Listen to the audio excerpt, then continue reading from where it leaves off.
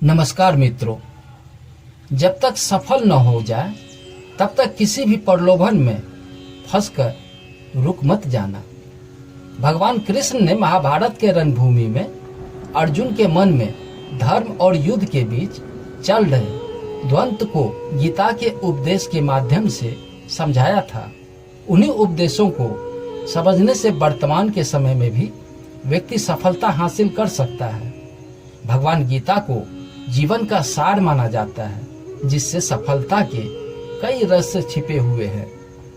श्री भागवत गीता को जीवन का सार माना जाता है, ऐसा इसलिए क्योंकि महाभारत के रणभूमि में भगवान कृष्ण ने गीता का उपदेश देकर धनुधर अर्जुन का मार्गदर्शन किया था।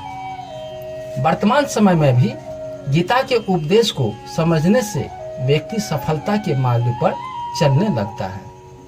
भागवत गीता के अनुसार व्यक्ति सदैव विचारों से और धर्म के पथ पर चलने से भगवान के चरणों में स्थान हासिल कर सकता है। तो आइए गीता के माध्यम से जानते हैं कि किस तरह व्यक्ति के जीवन में पा सकता है सफलता। भगवान गीता के अनुसार केवल कर्म पर ही व्यक्ति का अधिकार है, लेकिन उनका फल कैसा होगा यह कोई नहीं जानता। इसलिए फल की चिंता किए बिना कर्म करते रहना समझदारी का काम है, और इस बात का भी ध्यान रखना चाहिए कि इससे अधिक लगाव न हो।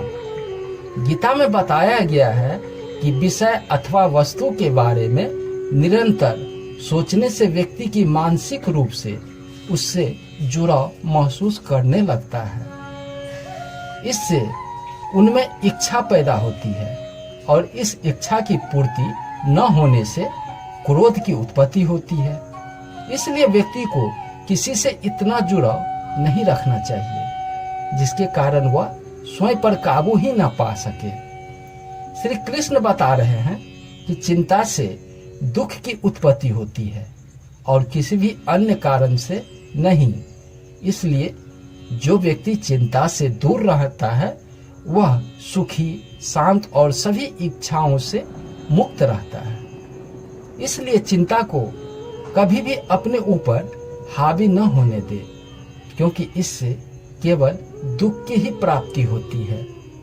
जो व्यक्ति मानव अथवा अपमान में एक समान व्यवहार करता है, जो मित्र अपने प्रतिपक्ष में रहते हुए समान रूप से कार्य करता है, जो किसी प्रकार के अभिमान से रहित होता है, उसे श्रेष्ठ अथवा गुणवान व्यक्ति माना जाता है। इसलिए किसी भी परिस्थिति में अपना व्यवहार संयम नहीं खोना चाहिए। राजा प्रजा में किसी को अपना उत्तराधिकारी बनाना चाहता था। राजा ने घोषणा करवा दी थी कि अगले दिन जो भी व्यक्ति मुझसे मिलने राजमहल आएगा वही राजा बनेगा। वही व्यक्ति अपने लक्ष्य तक पहुंच सकता है जो किसी प्रलोभन में फंसकर रुकता नहीं है। इस संबंध में एक लोक कथा प्रचलित है। कथा के अनुसार पुराने समय में एक राजा की कोई संतान नहीं थी। वह बूढ़ा हो गया था। इस बात की चिंता होने लगी कि मेरे बाद इस राज्य को कौन संभालेगा। राजा ने अपने गुरु से पूछा इस समस्या का हल। गुरु ने कहा, राजन, अपनी प्रजा में किसी योग्य व्यक्ति को उत्तराधिकारी बना देना चाहिए। ये बात राजा को समझ में आ गई।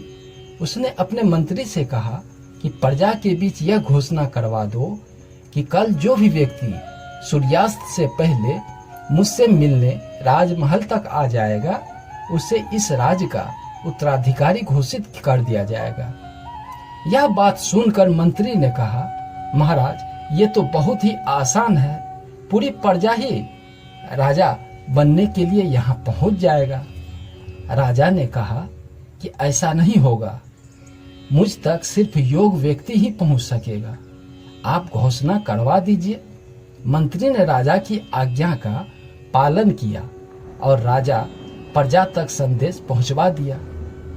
अगले दिन बड़ी संख्या में लोग उत्तराधिकारी बनने के लिए राजमहल की ओर निकल पड़े। महल के बाहर राजा ने एक बड़े मेले का आयोजन कर दिया। मेले में शराब थी, नाच गाना हो रहा था, तरह तरह के स्वादिष्ट पकवान थे, कई तरह के खेल वहां हो रहे थे। पूरी प्रजा उस मेले में ही उलझ गए। अपनी अपनी पसंद के हिसाब से लोग मजा लेने लगे। सभी यह बात भूल गए कि उन्हें राजा से मिलने जाना है। तभी वहां एक युवक ऐसा आया जो इन प्रलोभन में नहीं फंसा। उसे सिर्फ अपने लक्ष्य तक पहुंचना था। वह सीधे राजमहल की ओर चल दिया। मुख्य द्वार पर 2 पहरेदार खड़े थे। उन्होंने युवक को रोकना चाहा, पर वह किसी तरह उससे बचकर राजमहल में प्रवेश कर गया। अंदर पहुंचते ही उसे राजा, मंत्री और उनके मिले। राजा ने उस व्यक्ति को राज का उत्तराधिकारी नियुक्त कर दिया। दोस्तों, इस प्रेरक कहानी की सीख यह है कि हम अपने लक्ष्य तक पहुंचने के लिए रास्ते में रुकावट नहीं चाहिए। सफलता मिलने तक हमें आगे बढ़ते रहना चाहिए। समय पक्ष हो या न हो, हर स्थिति में सकारात्मक रहना चाहिए। सकारात्मक विचारों से बचे, नकारात्मक विचारों से बचे। रोज अच्छी बातें सुने और पढ़े, नकारात्मक विचार खत्म हो जाएगी। कृष्ण ने अर्जुन को समझाया कि अहंकार से बचना चाहिए। कभी भी दूसरों को कमजोर न समझे। गलत काम करने से बचे, क्योंकि मरने के बाद कोई भी अपने साथ कुछ नहीं ले जा सकता। दोस्तों, यह कहानी पसंद आई हो तो चैनल को सब्सक्राइब कर दे, लाइक कर दे और शेयर भी कर दे। इससे हमारी भी हौसला बढ़ती है। अब मैं आपका हौसला बढ़ाता रहूंगा। धन्यवाद।